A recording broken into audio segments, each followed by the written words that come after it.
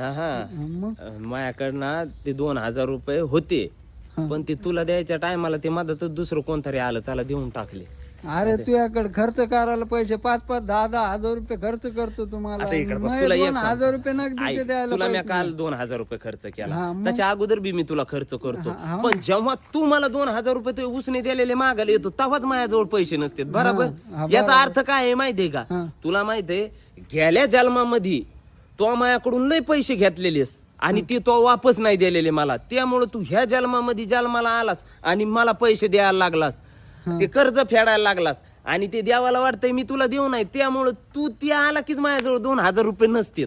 माहितीये ते का? लोकांचे घेतलेले बाकीचे. आता लोकांचे जे मी घेतलेत पैसे, हा, बरोबर, मग? कोणाचे 5000, 10000, हा. ते पुढच्या जन्मामध्ये काय होणार माहितीये का? दुसऱ्या जन्मामध्ये हा. ते लोक माझ्याकडून पैसे घेणार उसने हा. आणि ते बी मला परत नाही देणार का?